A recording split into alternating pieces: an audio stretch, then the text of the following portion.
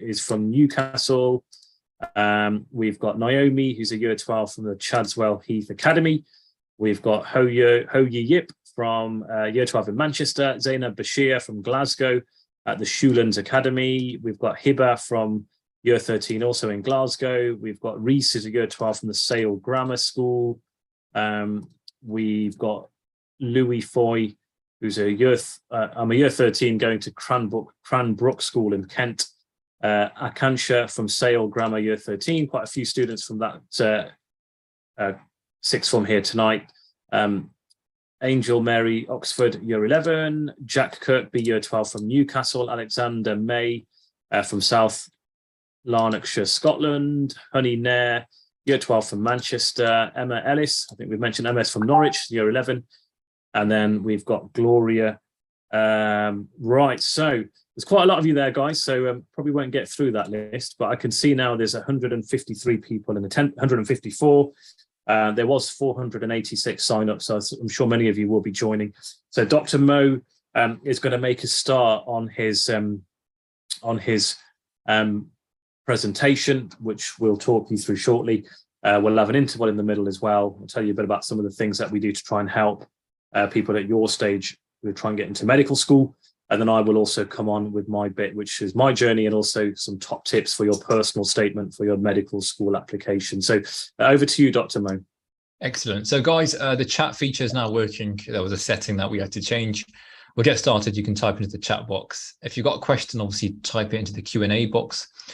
This session is going to last approximately 1 hour. We are live streaming to YouTube, so we can't hear you or see you, so don't worry if you're concerned about potentially if you're being heard or seen. The only individuals who are visible is myself and Dr. Sandhu and the screen that we're sharing with you at the moment. So if you want to watch this back later or share it with friends or colleagues, you can share the link from our YouTube channel. Just to answer someone's question, we will be adding you to our mailing list. So some of you may want to see the recording, for example, of this, or get further updates, and that will happen in the next 24 to 48 hours. So you'll get an email from Zoom with a link to the recording. You can watch it back later, and any further updates or free webinars that we have. Right, we'll get started. So what we're going to do is talk about the UCAS application specifically for medicine.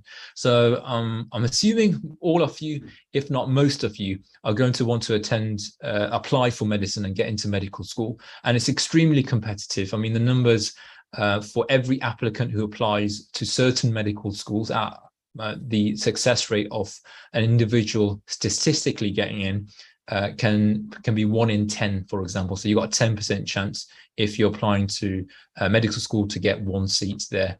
And it varies up and down the country. Of course, you can check out the statistics on our website. We've got a med school wizard tool, and we'll add in the link later on and via email, so you can check that out as well.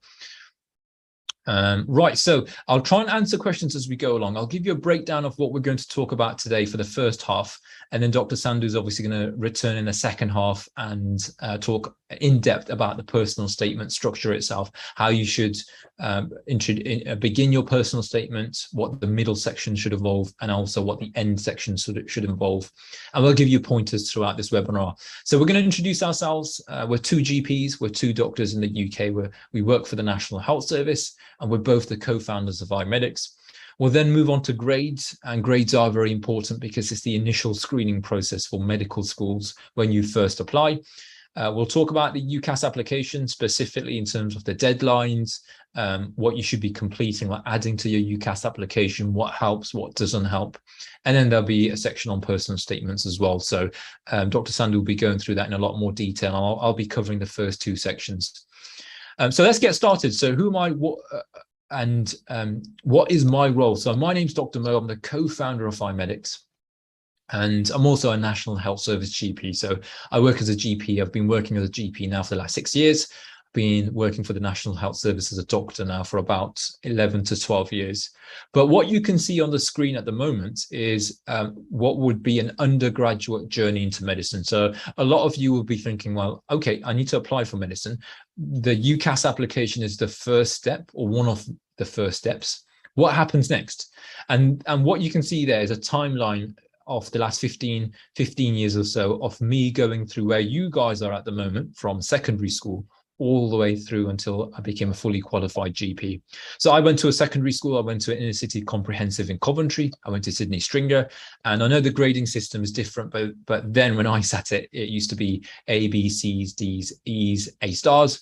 And of course, you had to get some of the top grades to apply to medicine. So I'm sure the scoring system is very similar, where you have to get the 9876, you have to get the higher scores in order to be eligible to apply for medicine. So at the time, I got A stars, 2 A's and a B. I then went on to do A levels. So A levels are very important. We'll touch on which A levels to choose very shortly. But I chose 4 A levels, which were chemistry, biology, physics, and maths. And I was very lucky to get 4 A's at the time. So at the time, there were AS and A2. A2 was the second year, and I got my grades during the second year. And during my my second year of A levels, I actually applied for medicine, just like you guys are going to do perhaps in the next year or so, or if not in the next few months. I applied for 4 medical schools. I applied for Birmingham, Oxford, Leicester, and I also applied for Hull York, which was a brand new medical school back in 2003, 2004, which sounds like a very long time now. And part of the application process for Oxford, I had to apply for the BMAT exam. So we did a BMAT UCAT webinar in the summer holiday period. I think just before the summer holiday period, around the summertime, for those of you who are looking to sit the UCAT or the BMAT exams. I went on to be offered a place at Birmingham Medical School. So I did 6 years there. And then I went on to then be a junior doctor at Leicester Royal Infirmary. I spent 2 years in Leicester doing various different jobs as a junior doctor, surgical jobs, acute medical jobs, neuro rehabilitation jobs.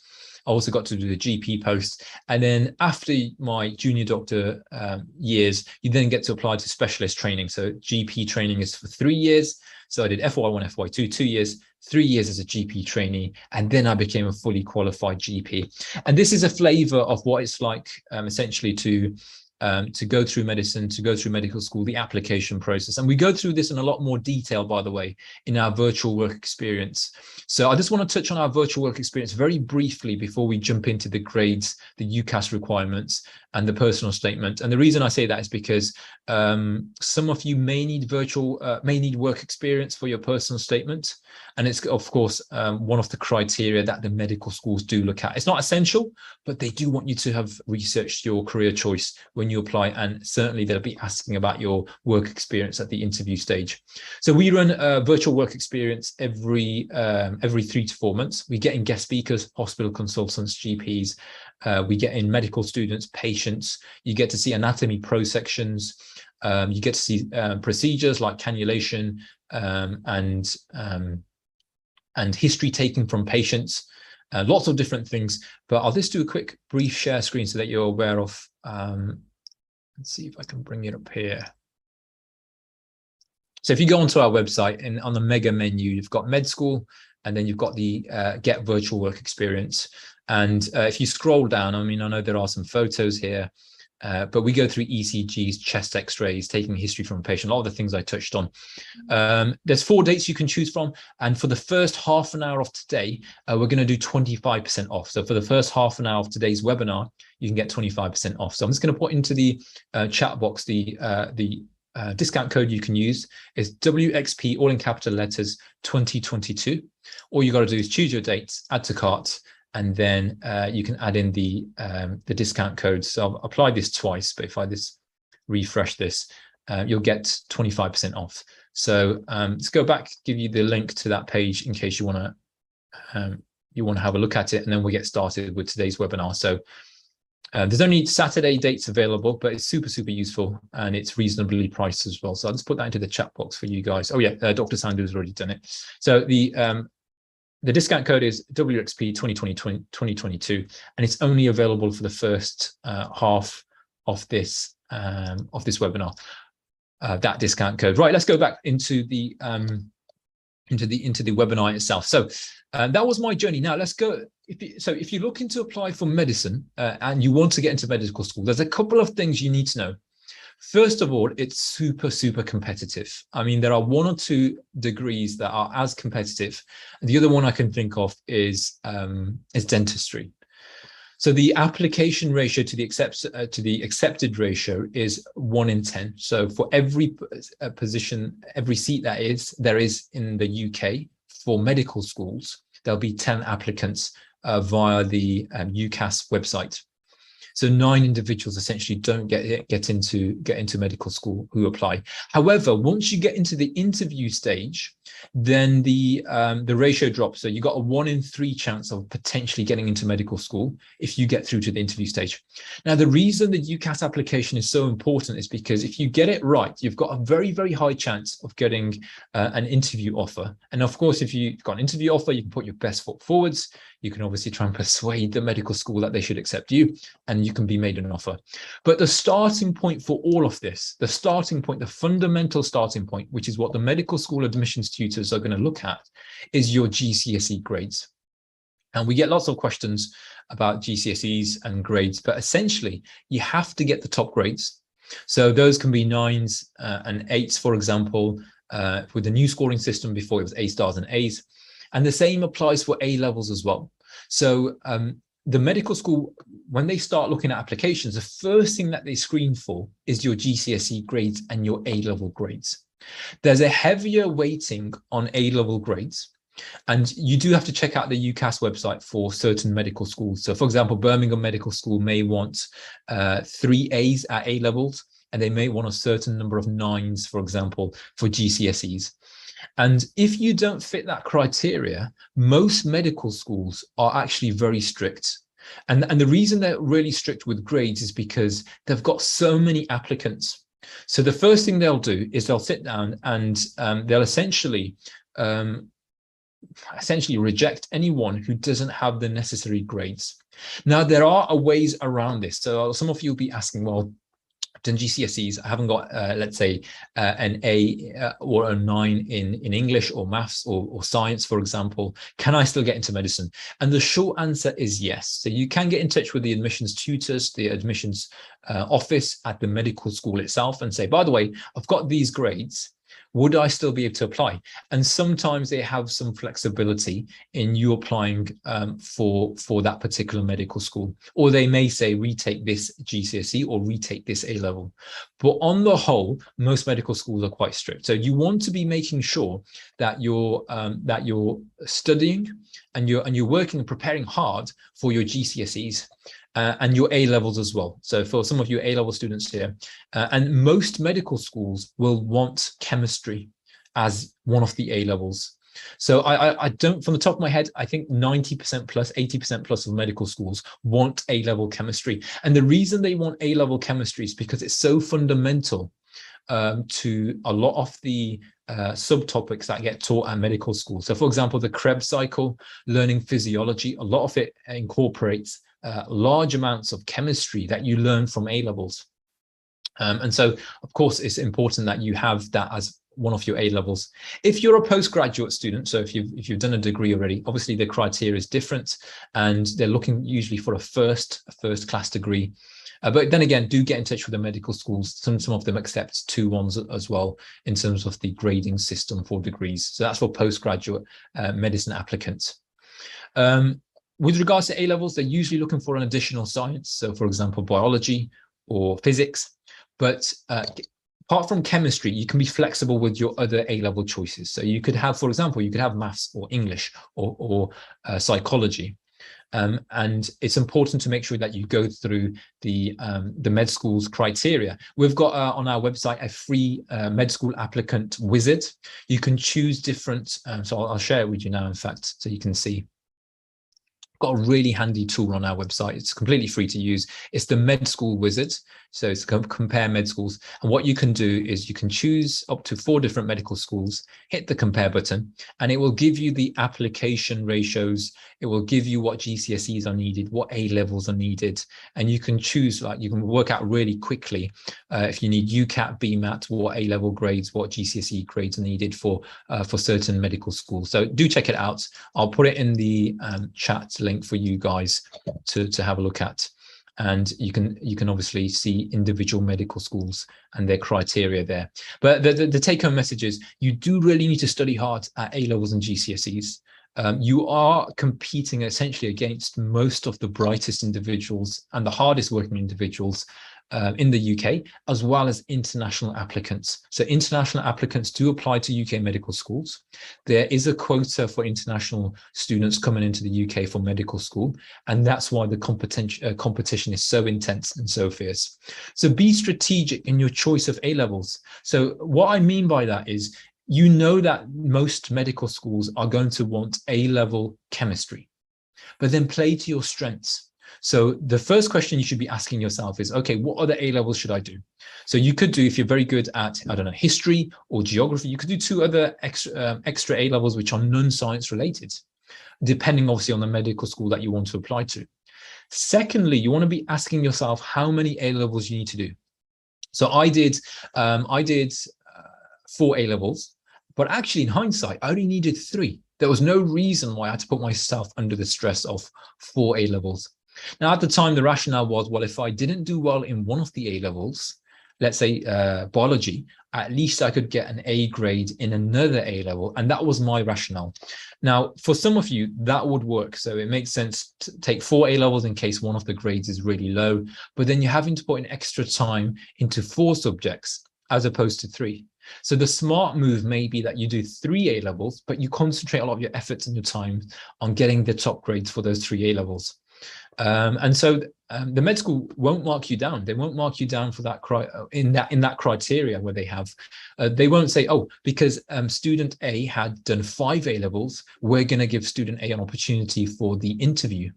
What they're really looking at is your GCSE grades and your A-level grades, and they're looking for consistency. So have they got the top grades for GCSEs? So at least 5 GCSEs that are A or equivalent for the current marking system. And do they have at least 3 A-levels of which are the grades are going to be A, and Bs or above. So my advice would be stick to 3 if you can, because you can concentrate your efforts. And then the general advice, so I'm going to touch on this briefly, is preparation and revision. So there's a concept in life, but also in the finance world, in the studying world, in the exercise and preparing for example, marathons, where you're consistent. And the reason you have to be consistent is because your knowledge compounds over time. Let me give you an example. So if I was to study, let's say, for the A-level chemistry test, and it's the last exam I have to sit, and I cram everything into the last 2 weeks, I may get an A if I'm lucky, or if I work really, really hard, if I spend like 7, 10, 11 hours a day. But it would be better if I prepared by compounding over time, by, let's say, revising for, let's say, 1 hour a day, 5 days a week for chemistry. And I did that consistently for 52 weeks. That candidate would be in a much better position to sit an exam and get a higher score, as opposed to someone who crams. Now, I know a lot of you are going to be working really, really hard for A-levels. And the best advice I've got there for you is quality of revision and quantity of revision. So I know a lot of you would already know this, but when you're sitting down to study, that really needs to be study time. It can't be TikTok time, Instagram time, WhatsApp time, browsing the internet time. Phones should be off if that's how, ideally, that's how you should be revising, so you can't get distracted, or they're on silent mode. And then you want to concentrate on the topic at hand, and you want to be actively revising. So making notes, writing, summarizing your notes. So what I used to do was I used to take my notes and then I'd summarize my notes, because then I would have these summarized notes, which I could use a week before the exam, rather than like streams of notes, which I'd have to read if I was to prepare at short notice for the exam 1 or 2 weeks before. So quality and quantity is very important. Now, there is this theory which is common amongst students, which is you have to be really clever to get the top grades. And unfortunately, that's not true. What you have to do is you have to put in the work, the effort, and the time. Quality and time together will allow you to get the highest grades. You don't have to be the most intelligent person in the room to get the highest grades. And I've seen that in GCSEs, A-levels, in my colleagues, but also at university as well. Those who put in the time and the effort, they will get the highest grades and do well. And so that's my top tip for preparation for GCSE and A-levels. You should definitely have a calendar set up, a schedule set up, work time, home time, revision time, relaxation time, friend time, family time. But because medicine is so competitive, you're going to be spending a large proportion of your time preparing and revising for exams, and the effort does pay off. So you may be thinking, well, I'm spending 4 hours a day at school doing A-level learning, and then I'm spending another 4 hours at home. Isn't that quite a lot of time? The answer is no, because you're up against, essentially everyone else who wants to apply for medicine. So top tips: make sure you get the highest grades, be strategic in your choices and how many you choose, and make sure you prepare thoroughly for those exams, because the grades do count. The grades are so important, and every year we get lots of students who haven't got their grades who get in touch and say, how can we get into medicine? And then at that point, you've got a few choices, which we cover in a different webinar. So for example, postgraduate medicine, resitting your exams, or even studying medicine in a different country like Romania or Bulgaria, where the entry requirements are lower, but you can still study medicine and then come back to the UK later on. Now, one of the things we have to highlight, because there are a handful of students who occasionally miss the deadline for medicine, is the UCAS application deadline for applying to get into medical school. And that is the same every year. It's the same when I was there. It's the same for you guys. And that's the 15th of October. So every year on the 15th of October, the deadline cuts in. Some of you are going to leave your applications to the last minute, because obviously you've got your personal statements, you've got your references to get on board. You have to fill out the form, which is all done online usually these days. But my top advice would be make sure it's all done probably at least 3 to 5 days before. And the reason for that is you never know what's going to happen in the world. Servers can go down. There could be IT glitches. You could become poorly. Maybe you can't submit on the day for whatever reason, something crops up. Just get it submitted early. At least then 3 to 5 days before it's all submitted, it's gone across. Because you get a handful of students every year who accidentally, for whatever reason, miss the deadline, and obviously that's incredibly frustrating, because then you've lost a year of the timeline, which I demonstrated here. There are a couple of things which contribute towards your UCAS application to get into medical school. So when you apply, your personal statement and your UCAS application will go through to the admissions tutors at a medical school, for each medical school that you apply. And they've got almost like a marking criteria, and they're looking at each application, and they start off by filtering by grades. So who's got the relevant grades? Right, these applicants have got the relevant grades. Great, we're going to look at these applications in more detail. So that's the first pile you want to get into. The other applicants essentially get rejected, and unfortunately you get that on your UCAS portal when those medical schools get back in touch. The second thing then that happens is that those applicants who've got all the relevant grades, the admissions tutors then start going through the UCAT scores. So if the med school does a UCAT or a BMAT entrance exam, they'll start going through those scores. And if you've got the relevant score or more, so each university will have a cutoff. If you've got more than the cutoff, then you'll be into the next stage of the process, where they'll start going through the personal statements. So grades and BMAT scores are the two top criteria which determine whether or not a student is going to be A, accepted onto the interview process, but B, also if the application is going to have a deeper look at it. So once you're in the pile for the correct grades, the admissions tutors will then start looking at the personal statement. Now, a lot of the personal statements, unfortunately, will have similar themes. So a lot of their personal statements look very similar. All students have a passion to study medicine because they want to learn about biology and anatomy and help people. And that's very common. So you want to demonstrate in your personal statement, which Dr. Sandhu will come on to, what have you taken away from your work experience? What have you learnt? Why are you applying for medicine specifically? What's unique about your journey? Don't give a generic answer. Well, I want to help people. Well, that's great. A doctor does, of course, help people. But what's unique about you wanting to help people? If you can deliver a story in your personal statement, which weaves together your personal experiences, your passion for obviously learning and science, and what you've learned in a work experience, whether it's our virtual one or in real life, if you can weave and narrate that into a story, that's something that's going to stand out for the med school admissions tutors. And a personal statement by itself, once obviously you've got the grades, is usually a good personal statement is usually enough to get you to the interview stage. Now, there are some things which can help. So a good reference from a tutor or a teacher from your school does make a big difference, because it can edge you closer to getting accepted into the interview process. And then, of course, your university choices. Some medical schools are a little bit easier to get in compared to other medical schools. So if you go through our med school wizard, you'll be able to work out which med schools are more competitive and which are less competitive. So you can be strategic. I mean, for example, you could say, right, I'm not going to apply to Oxford or Cambridge because I need to sit the BMAT. I don't really want to sit the BMAT and the UCAT, but also because the grade requirements are quite high, and also the competition for perhaps two of the most prestigious universities in the country is going to be extremely high.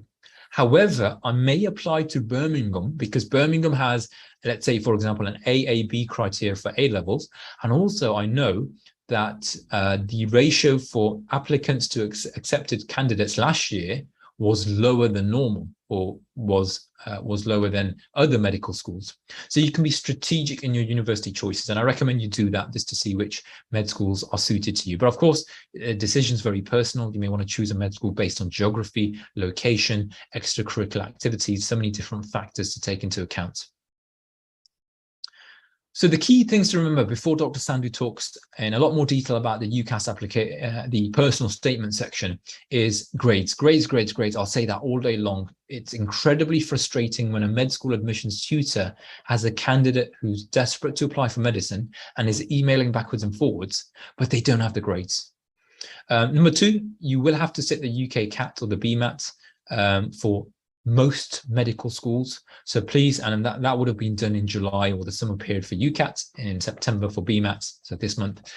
Make sure you prepare for that. It's really important, because the higher the grades, the more likely you are to, it's not the be all and end all if you get a low grade in UCAT, because your personal statement on top of the grades can make a big difference. But definitely it pushes you closer. It gives you a higher probability of getting an offer for an interview. And then your personal statements, you want to talk about why you're applying. We'll go into this in a lot more detail shortly. Your work experience that you've done, they want to see that you've researched this area of life that you're going to perhaps spend 30, 40 years in. Have you researched it properly? What have you done to look into it? And then they want to see a well-rounded individual. So they want to see what extracurricular activities you do. So it's all nice and well, you know, studying hard, getting the top grades and doing work experience, but they want to see individuals who are well-rounded, because well-rounded individuals make well-rounded doctors. And doctors are very patient-centered these days, because patients have got a lot of choice in terms of potentially which GP surgery they register at, if they want to have a telemedicine consultation, a phone, a face-to-face, if they go private or via the National Health Service. So they want to see well-rounded doctors. And in order to demonstrate that, you should have other things going on in your life apart from medicine, medicine, medicine. Maybe you do rugby, gymnastics, sewing, gardening, whatever it is. Demonstrate a passion in something outside of medicine, because not only do they want to see well-rounded individuals, but because of the massive pressures on modern day doctors in the UK at the moment, they want to be able to see that you're able to relax outside of studies. You have to be able to demonstrate that work-life balance to a certain extent, and a passion, of course, and how you switch off doing, let's say, gardening or football or netball, for example. Don't forget, you can apply for up to 4 medical schools on your UCAS application. And then don't forget your choice of reference or your referee. Very, very important.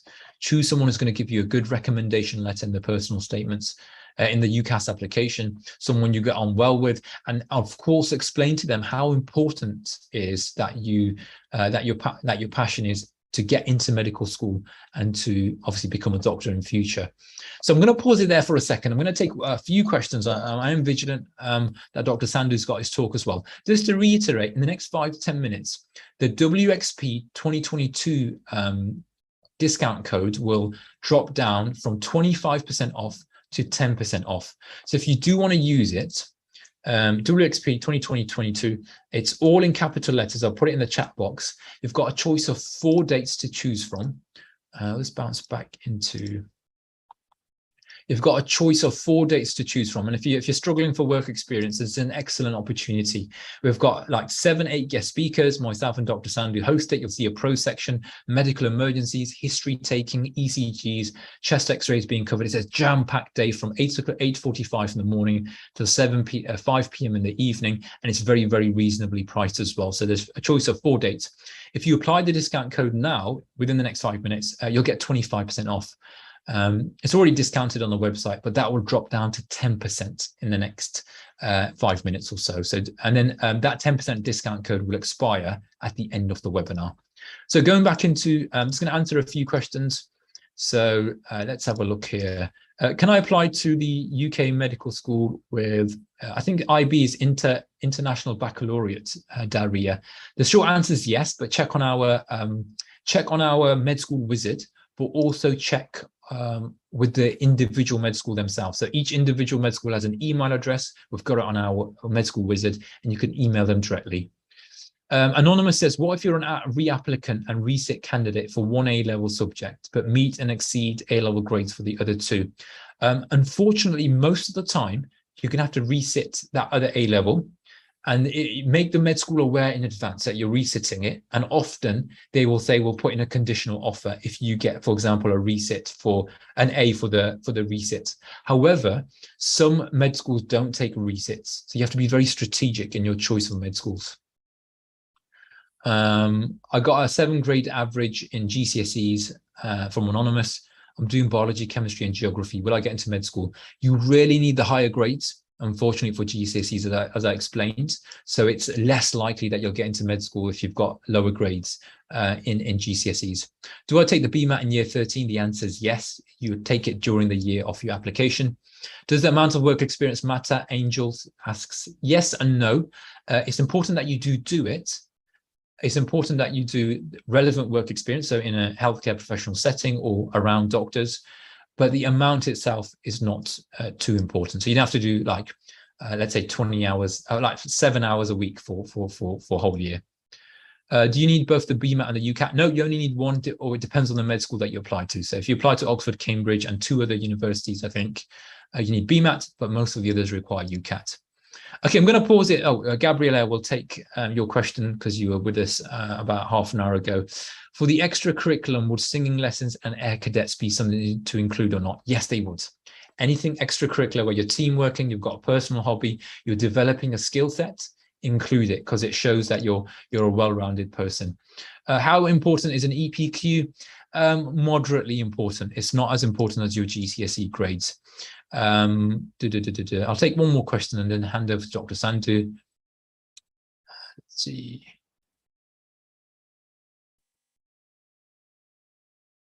It says you've got some really specific questions. You can email us, by the way, so we'll point out email address if you want to email us your question later. Let's see. Okay, so let's take this question. Am I allowed to use the same personal statements from last year if I'm applying in a gap year within a few tweaks? The short answer is yes. But work out why your initial personal statement didn't work. So if your initial personal statement didn't work, was that the reason why you didn't get accepted into medicine? Was it your grades? Now that you fixed your grades, that your personal statement should work. Incorporate, obviously, anything you've done in the gap year into your personal statement, so it should look a lot different, and bring it up to date with, obviously, what you've done over the last 12 months. So it should look somewhat different because of your gap year, but make sure that your personal statement wasn't the reason why you didn't get into medicine in the first place, because then it means that it needs to be changed. Right, I'm going to pause it there for a second. I'm going to hand over to Dr. Sandhu, who will pick up on personal statements. So Vikas, over to you. Brilliant. Thank you very much, Moses. Thank you very much for that. So just if you allow me to share the screen, I'm going to get you to shut up yours. And we're going to swap over, guys. So obviously, well done for staying with us. So we're going to go on to the actual crux now of what we're here to discuss. So Dr. Mo's given you a good overview of the medical school application, but actually what we really need to do is focus on the personal statement, because that's the first big step in you getting a place into medical school. So you might recognize me. I'm Dr. Sandhu. I'm the co-founder of iMedics. I'm a GP. I've been a doctor for 10 years, a GP for 5 years, and I'm also part of NHS England's Clinical Entrepreneur Programme. I'll talk you through my journey. So all those So you can, people who are trying to plan at the moment which direction to take. I know lots of you have asked some different questions today. We talked about the International Baccalaureate. Somebody mentioned not having the appropriate grades. So we'll talk through that and give you some tips for that. There's also a very good medical school wizard tool. It's free to use on the iMedics website. You simply just go to the medical school tab, look at the medical school wizard. I think Dr. Mo will put the link in for you shortly. And you can compare up to 4 different medical schools in terms of grade requirements and different things that they look for in the application. So why are we doing this webinar and what's the purpose of it? So the key thing is hindsight. So a lot of experienced people who are ahead of you will tell you that, look, if I just knew that before, I wouldn't have done what I did. I would have done things very differently. You know, some of you might be familiar with the boxer Muhammad Ali. He had a famous quote, which was, a man who views the world at 50 the same way he did at 20 has wasted 30 years of his life. In other words, someone who doesn't learn from their mistakes and errors and doesn't improve every time hasn't really learned anything. So our job really is to pass on our wisdom to you guys so that the knowledge that we wish we had when we were at a sixth form, or even a graduate student, someone who's completed an undergraduate degree, who was thinking about a career in medical school, you know, this is the advice that we would have really wanted at the time. We're hopefully going to part that wisdom to you guys so that by the end of tonight, you'll be in a much more of a stronger position going forward for your medical school applications. You've got to learn from your mistakes. You've got to reflect, say what was good, what was bad, what could I do better, and how can I come back from this and go on and go into medical school. So Dr. Mo touched on one thing, and this is the first question you need to ask yourself after tonight's webinar, is medicine the right career for you? Now, I'm not here to put you off. I'll tell you why I love it. But on the other hand, there's 100 plus, 165, 400 plus people who signed up. You have to ask yourself, is this what I really want to do? Now, medicine can be a very stressful career. It's not something to be taken easy. You might see lots of glory in terms of the respect that doctors get. You might watch TV shows and all those kind of things, but actually it is a stressful job. You know, you're dealing with people's health problems, and it doesn't really matter which speciality you deal with. You know, you'll get to see people at their worst, deal with some life-threatening situations, you deal with death, you deal with cancer. Can you handle those things? Now, you can handle them with time. How do you manage stress? Can you bring that stuff home with you? So got to look at that. It's a long journey, so it's not a short pathway. So many people think, well, step one, which is where you guys are, which is, look, you're doing your personal statements. You want to get onto medical school. Then you've got a long journey at medical school, lots of exams. And it's not over there. So after that, you have more exams. So you'll decide what you want to do, whether it's a GP, an A&E doctor, a surgeon, a psychiatrist, a pediatrician. And you'll have more exams to enter into that speciality. And you'll have more exams to exit that speciality. So it takes a long time to become a senior doctor. And you have to be willing to kind of, go through that journey. It can be long hours, so working as a junior doctor and as a GP or a consultant is not easy. You're a decision maker. As us as GPs now, we're the decision makers. So lots of students and junior doctors will come to us for advice, and you have to make those decisions and be willing to kind of put your neck on the line almost on a day-to-day basis. And it's not a easy job at all. It's not a 9 to 5 job. Your intention might be to come home at 5. End up home at 6 or 7 o'clock. So do be mindful that it's not a 9 to 5 type job, and that includes pretty much every speciality. People might say things, you might hear some stereotypes, but the truth is it's a busy job, whatever speciality you pick. You have to have some difficult conversations. So it's not uncommon for us, for example, in my practice, to talk to someone who may have cancer. You may have done a chest X-ray on a patient who smokes, had a chesty cough for 6 weeks, and you found a mass. You're going to have that discussion with the patient. Can you do that? And I'm not saying you would be expected to do that now, but this is something which you have to, as a future doctor, be willing to understand and accept that, look, this is not going to be easy. There's going to be lots of things, lots of difficult moments that I'm going to have to deal with my patients. And of course, the impact on family life. So if you take all the points I've mentioned above, if you fast track 5-10 years, many of you may be married, you may have kids, you may have a house, you may have some money worries and cars and all these kind of things. And all this stuff from medicine can impact you on your family life. So this is a reality slide. This is what I want you to take away. have a think about it. Do I really want to do this? Am I in it for the long run, or am I just doing this because I want to show off? I want people to think I'm, a doctor. I want my parents to be, whatever the reasons are. Think it through. In terms of, is it the right thing to do? I mean, so for me, it was. I mean, I love it. I think it's a very rewarding pursuit. If you take the last slide and you take all the stresses that come with it, it's a very rewarding and fulfilling job. You get to help people on a day-to-day basis. Doesn't matter what you do. You could be a pediatrician who looks after children, very rewarding. You could be a dermatologist who looks after skin disease and you help people get better, very rewarding. Be a GP like myself, in which case we look after pretty much every aspect of the community, always rewarding. It's a really, really nice job. You feel good when you come home at the end of the day. Inspiring, so you get the opportunity to inspire people like yourselves and junior doctors. So people are, once you get to our level, so we've completed our exams with senior doctors now, you get to inspire the younger doctors who are following in your footsteps. So you help them with their development, their exams, their consultations, their knowledge. There's a transferable skill set. So some of the things that you learn in medicine can easily be applied into a different profession. So even if for whatever reason you did change your mind later in life, you can always go into something different. The next couple of points, so it's a very respected degree and a very respected vocation, one of the most respected vocations out there. Members of society often hold doctors in very high regard. They'll always give you lots of respect. I've seen it so many times when people have found out that I'm a doctor, the way they behave towards you is very different.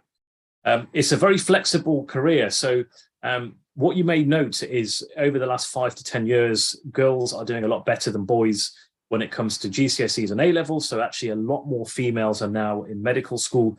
Almost half, if not more, are females.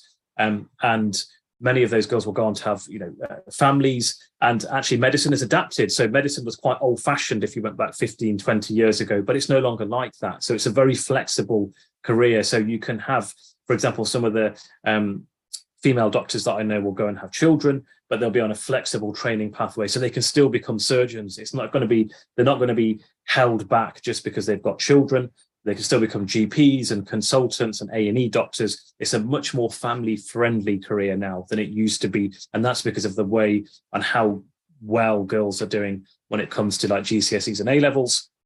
There's different specialities. So I've touched on them. You could be interested in psychiatry, dermatology, surgery, pediatrics. You could be a generalist. You could be interested in elderly care, cardiology. There's so many different specialities that you're going to find something that you enjoy.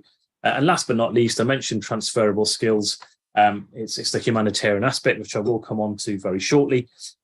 Medicine has changed. So if you look at the way we practice now, a lot of it in both GP land and in hospitals is a bit like this. We still wear our face coverings. We still have a hot and a cold room. In other words, patients who come to my surgery will be seen in a cold room, which is where all the patients are. And, the doctors sit in a separate room and we examine them. And then, they leave, and then it was very well ventilated and those kind of things. The pandemic, of course, is what brought that on. It's the same in hospitals. So lots of the consultant clinics are now done over the phone. We use telemedicine as well, which is a good platform. You get to work in different parts of the world. So this is me working as a GP in Greece back in 2017, looking after the refugees there. I went out as a volunteer. And we set up a new clinic there. I worked with some of the UK humanitarian aid organisations set up by a GP from London. And we provided primary care. We were able to demonstrate transferable skills. The GP knowledge that we had here, we were able to take it to a population that needed it as volunteers and provide a service and improve the infrastructure and healthcare for them. And here's another one. Here's a doctor's chamber. This is in Bangladesh. This is the Rohingya refugee camp, which is one of the largest refugee camps in the world. And I went here with a US organization, and we spent about 3 or 4 weeks here. Again, a couple of weeks in clinic, looking after the population, coming up with treatments and so forth, and also working with other providers as well to see how we could, as iMedics, as an organization, could help supply doctors, because we have a huge database of doctors now who use the platform for their professional exams. And that's an ongoing project. Hopefully, once COVID is done, we'll potentially get back into this space and be able to utilize our doctors for humanitarian work. So you can see how rewarding it is as a career. In terms of my journey, so it's a very long road, and you know, my background, so might be relevant to some of you, might not be. So very hardworking family. They weren't doctors, so we often, you know, people will ask, oh, you know, is your dad a doctor? Is your mum a doctor? And the answer to that was, you know, my family were not doctors per se, but they were very hardworking. My father was a businessman. My mum worked with GPs in a medical secretarial role. And, you know, my brother had done a PhD, so he'd become a doctor from the science side of things. So I did have lots of role models that I could look up to. But the key thing they all taught me is nothing comes easy. You've got to work hard. But with, you know, good support and guidance from role models, as I mentioned, my brother, my parents, and some family friends as well, you know, who'd gone into the field. And I was able to kind of be inspired to go and push myself to work hard. And actually, once you see those role models from a background that is, you know, from people whose parents aren't doctors, it gives you that motivation to say, well, if they can do it, I can do it as well.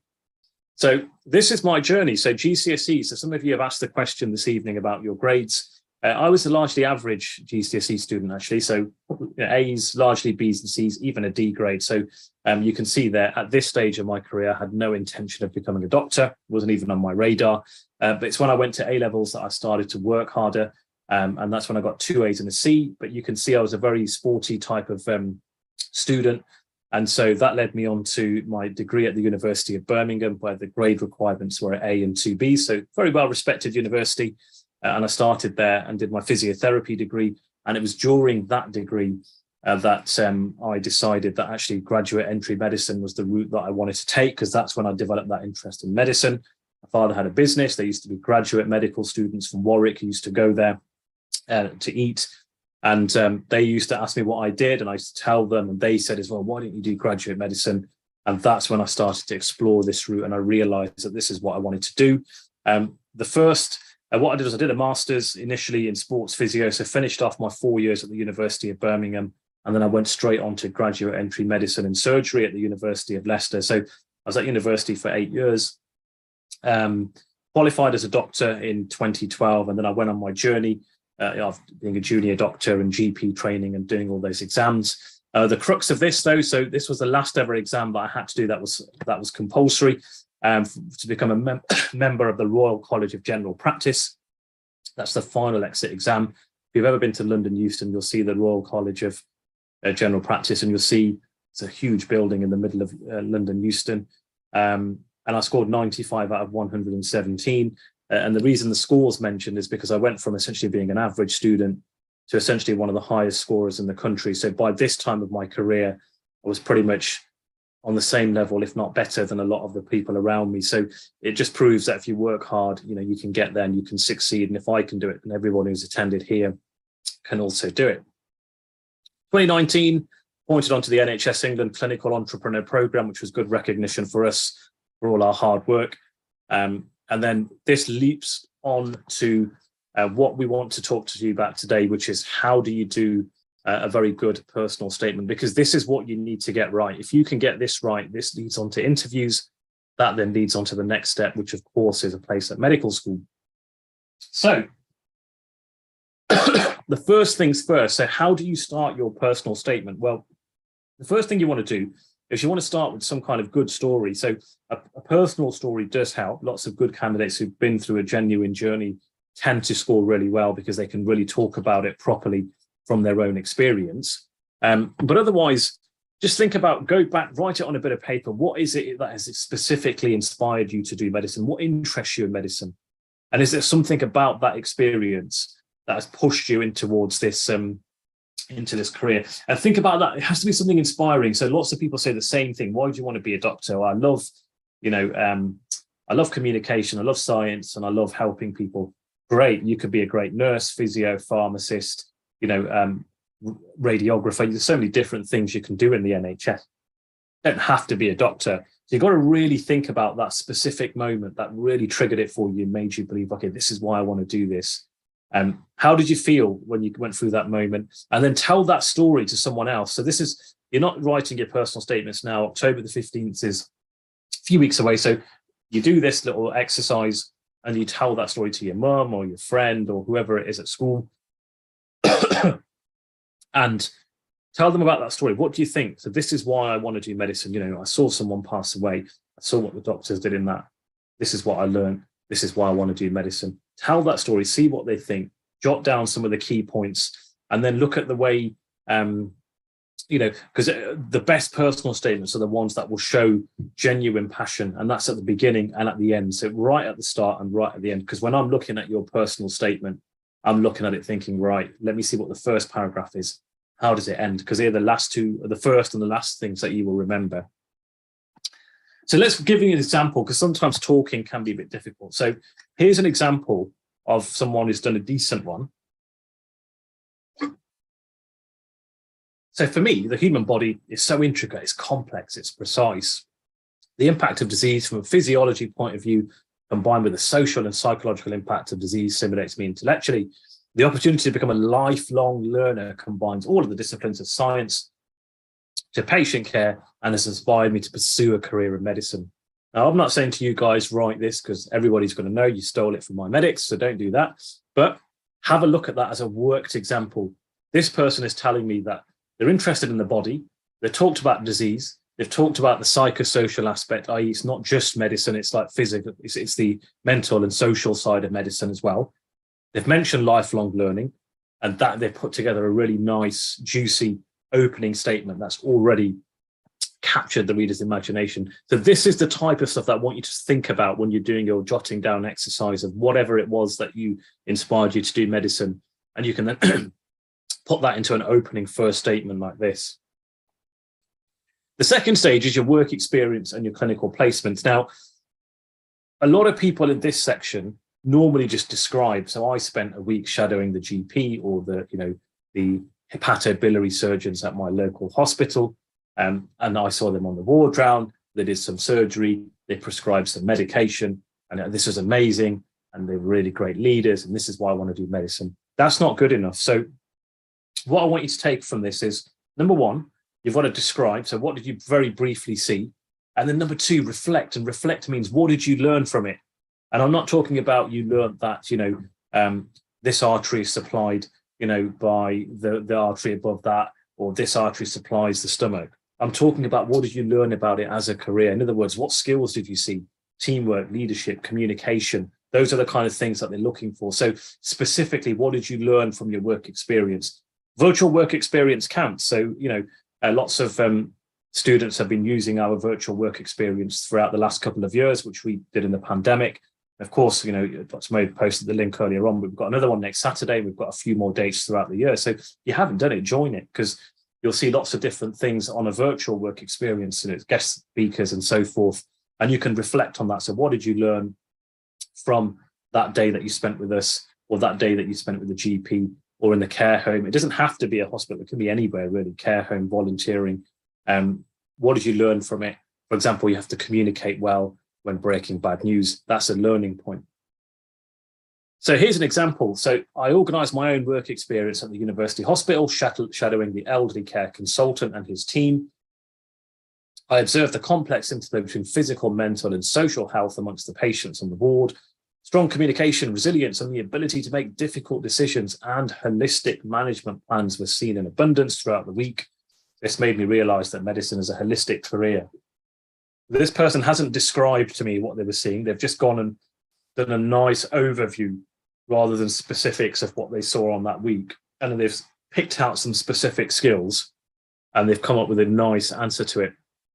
So what I want you to think about is have a list of your own list your own achievements to date, write a brief summary of your work experience, and then reflect on what you learned from these experiences. And then I want you to remember the next slide. So what transferable skills did you learn? So in other words, when we talk about transferable skills, we're talking about things like this. So the skills that you want to show and talk about in your personal statement is communication, critical thinking, that's the ability to make decisions under pressure, being creative, teamwork, leadership, managing time, solving problems, demonstrating professionalism and perseverance, demonstrating empathy and stress management. These are a crux of a range of transferable skills that you should be thinking about, that you could include in your personal statement, as long as you can demonstrate them, that you saw them in real life. There are other things, by the way. So in your other activities bit, you may have done some voluntary work. That could be charity work, could be helping at a care home. You want to talk about your extracurricular activities. So what do you do after school? Are you part of a school club? Do you play sports? Do you do art? And don't just describe. So remember, reflect. What did you learn? So this is what I did. This is what I learned. Which were the transferable skills that you can demonstrate? So remember this. So from all of these, so from your work experience down to what you do for your extracurricular stuff, what transferable skills were you able to demonstrate? And these are what you want to mention in your personal statement. Another simple example for you. So here's someone who's volunteering at a local food bank once a month, which has allowed them to develop empathy towards those less fortunate than us. I got to know the locals and use this opportunity to enhance my communication skills. As the food bank got bigger, I began to organize local fundraising events with my mum, which allowed me to demonstrate my teamwork and leadership skills. So this person has showed that they're volunteering at a food bank. They've talked about what transferable skills they picked up. In other words, skills they can bring into medical school to make them a good medical student and then ultimately a good doctor. And last but not least, they then came up with some other ideas about fundraising. So this shows great leadership and team working. You'll have a section on hobbies. So we know that medicine's tough. We mentioned that a bit earlier on. And we know that you have to find ways to de-stress. Again, what you don't want to start doing is listing stuff. So I play football, I do this, I do that, and I do this, and I do it 4 times a week. Great. So you've just described what you do. No, describe it and then reflect on it. And what skills can you demonstrate? So it goes back to what I told you before about transferable skills. So you might play football, for example, 3 times a week. This is very good because it allows me to de-stress. Here's an example of someone who might give you a slightly different one. So again, use your own examples, think about your own life, don't make things up, try and be honest, because if you make things up, when you come to interview stage, you just get found out. You're just not able to talk about it in the correct way in comparison to someone who's actually said and done what they said. So for example, I could understand that medicine can be a stressful career. To relax, I regularly go hiking with my friends. You'll often find me on the hills of Malvern, while I also enjoy big treks like Mount Snowdon and the Brecon Beacons. Challenging routes which have allowed me to develop my organizational, team working and problem solving skills. So there, straight away, this person has shown some good hobbies and some immediate transferable skills that will make them a good medical student and a good doctor. Second point, my other great passion, or third point rather, my other great passion is baking. I'm always keen to try something new, and that's allowed me to develop my creative thinking. More recently, I began to practice mindfulness techniques, which have taught me how to manage my thoughts during the stresses of day-to-day life. And I plan to continue these activities and utilize these skills during medical school and throughout my career. That's an example of a really, really nice section to a personal statement, an extracurricular. Someone's reading this, they're thinking, right, this person has got a nice hobby, nice bunch of different hobbies, and they've showed me these transferable skills that I can use that will make them a good candidate. And I've used repetition here on purpose. So you've heard the word transferable skills a few times now. And that's because I'm trying to tell you, to make sure that you can demonstrate that in anything you write in your personal statement. That leads you on to your final section of the personal statement. And that's when you go back to the beginning. So this statement about why do you want to be a doctor? This is your last chance to confirm to the reader that you're genuinely interested in this career of medicine. And it's this kind of closing statement. So overall, I'll give you an example as a worked example here, but my medicine application was not successful at school, but I took this opportunity to reflect and grow. My determination did not diminish. I pursued a science-related degree and work experience to allow me to pursue my dream of becoming a doctor. I believe my experiences have taught me valuable lessons, which have set the foundations for me to go on and excel in medicine. So it's very similar. So the candidate has told you a bit about why they still want to do medicine, but it's not the same as the first statement. It's just a nice closing statement. In other words, this is why this candidate shown great determination and has demonstrated throughout the whole personal statement a crux of different skills that they've picked up that will go on and make them excel in this career. So this is a really nice way to end the personal statement. So that leaves us to almost the closing. So we're almost done. So your first and last statements will be your initial and final impression to that university tutor. So you've got to make sure that it looks good and it stands out. And with the personal statements, once you have done it, because some of you will be applying for medical school in the next few weeks, Once you've done it, read it again, read it plenty of times, because every time you read it, you will spot mistakes, whether it's grammatical errors, you might miss a full stop, you may have done some typos, you might find that actually this bit reads a bit funny, I might need to just check that. Do it again and again until you're fully satisfied. Get your friends and family to read it as well, because another pair of eyes is often good. They can give you some advice that you may not have thought about. And obviously plan your application in advance. So I'm assuming those who are going to medical school will have already started their personal statements, which is good. You haven't, you have got a few weeks. I'd make a start from this week because you don't want to leave it too late. We do have a personal statement checker as well at iMedic. So our team of doctors can check your personal statement for you. If you just have a look on the website, I think Dr. Mo will post the link in for you as well. So once you've done it, if you want a doctor to read it, you can get, our team can have a look at it for you. That leads us on to the question and answers. There are some support networks that we have for you. So there is the Facebook Medical School Support Group. It's not very active, but we will push on that more now to start getting more content out there for you. There are lots of useful things that are free on the iMedic's website. So if you are preparing, there's a free how to get into medical school 100 top tips. It's free. Simply go onto the imedics.co.uk, go onto the medical school banner, and you'll see lots of those courses there. Dr. Mo still around. I'm sure he'll post in that link for you.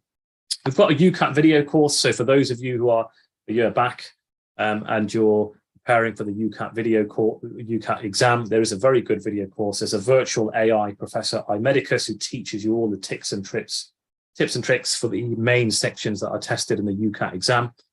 It's definitely worth having a look at that. There's the virtual medical school work experience, which you can use to help you with your applications. And the next one is next Saturday. And then there's a few dates throughout the year with lots of guest speakers. There's a chance to do role play, there's dissection, there's ECGs, chest x-rays, and consultations that you can observe as well, breaking bad news, angry patient, to name a few. So it's a jam-packed day, but there's lots of very good information for those who want to go into medicine. And that leads us on to any questions and answers that many of you may have. So what we'll do is, okay, so yeah, let's see if anyone's got any questions before we wrap up. So we'll keep the questions running for about 5 minutes or so to make sure that we've got everything there. So what happens if your passion is something that isn't measurable, like weightlifting, and not like playing an instrument or team sport? So the passion can be anything. Remember, it's a transferable skill. So if you can demonstrate from your experience any form of transferable skill, doesn't have to be a sport or an instrument. It could be an experience that you had when a family member was very unwell. As long as you can demonstrate those skills, you should be with a good chance of having an opportunity going forward. If you're at the beginning of year 12, so that's an anonymous question. So what you want to be doing if you're beginning of year 12 now is getting yourself ready for your medical school application. So in other words, preparing your work experience, trying to make sure you've got that sorted out and it's good to go and it's ready, because that would be an important thing for you to do, for you to help you. So try and get that stuff put in place. Virtual work experience, face-to-face, anything like that should help you. That was an anonymous question. Rushi's got a question. Is it okay to take a year break after A-levels to earn money? That's absolutely fine. So again, if you take a year off, think about what skills, the transferable skills that you'll develop. So communication, leadership, team working, meeting deadlines, those kind of things. And you can talk about that in your personal statement. Jack's got a question. How could an EPQ affect A-level grades needed for university? I mean, an EPQ is just a bonus project that you will do as long as it doesn't interfere with your grades. So if you know you're comfortable and you feel like you can get it all done, then by all means do it. If you feel like you're going to struggle and it's going to interfere with your revision, then you probably shouldn't do it and should focus on getting the grades, because what you don't want to do is put yourself in a difficult position. So GCSE, question about GCSEs, basically your GCSEs need to be, medicine's very competitive, guys. So that's the one thing to take home here. It's not, and the medical schools will have to use those small things. So if you're all matched on A-levels, what was your UCAT score? If you're matched on UCAT score, what was your GCSE? So you've got to make sure that you're scoring high all the way through, rather than, expecting that. And if you don't get it, you're going to have to think about obviously resitting, and of course the option of going down the graduate route as well. Does this apply to pharmacy? Possibly. I mean, pharmacy is less competitive, so you don't have to have as there are lots of pharmacy places in the country. Some of them don't require high grades. So I think the advice, I mean, if you follow the advice from medical school and put that into a pharmacy application, I suspect you'll do very well. This is specifically for medical school, which is a lot more competitive. So Emma's got a question. What school was the website that you could rank how competitive the med school? I'm not sure what that is. I might have to Google search that because that changes all the time. What's the importance of volunteering for medical school? Very important. I mean, it does help if you can volunteer. It shows good skills like communication, empathy, being able to reach out and help those less fortunate than us. Is medical school in the UK undergrad and graduate? Yep, it's a bit of both. So it can be graduate or post undergraduate. So medical school like Warwick will have a lot of postgrads, whereas somewhere like Leicester will have Leicester's got rid of the graduate course now, but a lot of the universities will have a medical school that takes in undergrads and graduate entry students. Is it worth applying to King's who require A stars? A star, AA when I got 3 A's? I mean, it's a very good question. If you feel like you haven't really got what they're looking for, it's probably better to use your option, use your place somewhere else where you can increase your chances of getting an offer. And medicine's very competitive. Emma's question, what would you say to too easier and too harder unis? Very good question. So it's very unpredictable, medical school. So we do interview practice for lots of different candidates in your age groups every year. And it's strange, actually, because some of them will get one offer, some will get 2 or 3. And sometimes people don't get in 1 year and they get in the next year at the same medical school. So it's very unpredictable. So I'd have a look. I mean, the medical school wizard tool is really good. If you have a chance, have a look on our website. It's easy to use. You just put in your, pop in your choices. I'll pop it in the chat box. So if you have a look there, you can see a few things. The iMedics social media handles. We're on Instagram, Twitter, and the Inspire Medics YouTube channel, which of course you can subscribe and follow to, and you can watch this and other webinars back on that. But have a look at the medical school wizard tool that's been pasted in. Is Duke of Edinburgh helpful? Yes, it is, as long as you can demonstrate your transferable skills. So we'll do a couple more questions. Do I submit my UCAS application in year 13? Yeah. Could you give an example of what a good reflection would be? So we've done that during the the presentation, Ria. Is there a word limit on the personal statement? Yes, there is. So you have to make sure that you get it within the set word limits. Otherwise, you're going to have to chop and change things. So our team, as I said, does have a personal statement checker where the doctors in the team can check it. But you will have to do a lot. That's why you have to spend time on it. So a good 6 to 8 weeks working on your personal statement so that you can get it down to the appropriate thing. So that is pretty much it, guys. So there was about 54 questions. So there's lots of them have already been answered as well. So now, if you do have any other questions, do drop us a quick email. It's at info@i-medics. I'll type it in the box for you. So if there is anything outstanding, you can always type in here, info@i-medics.co.uk. So just drop us an email if you've got any specific queries. One of the team will be in there. We have got if you found this useful, by the way, we have got a Google review page. It'd be nice if you left us a quick review. That review link is there. It takes literally 10 seconds for a quick review on how you found the content of the webinar. Hopefully you did find it useful. I've got the social media channels, which again, I've popped in there for you for your reference as well. And then, of course, our virtual work experience, which hopefully some of you will see you there next week. That's there. Do use the discount code while you can. It's next Saturday. We've got a jam-packed day for virtual work experience for anyone who's interested. Also, have a look at the free video. Have a look at some of our other stuff as well that you find useful. We've got lots of articles. So here's a good link for you. It's free to use. Preparing for the UCAT. I'm going to paste that in for you as well. So you just literally go there. So if you click on that link, you've got lots of relevant articles, UCAT, BMAT, you know, the UCAT, as well as obviously your interviews, your personal statement. It's a nice little blog format that our content writers have done for you. They're free and they're easy to use, so that's really good. And the other thing as well, so what we did forget to tell you actually, and very importantly, is we are the only, I think one of the only free UCAT question banks. So we've got 2,000 plus questions, which you can access here. They're free of charge. You don't have to pay a penny. Our team has put it together. We've paid all the, you know, server costs and all the costs that have come into making it.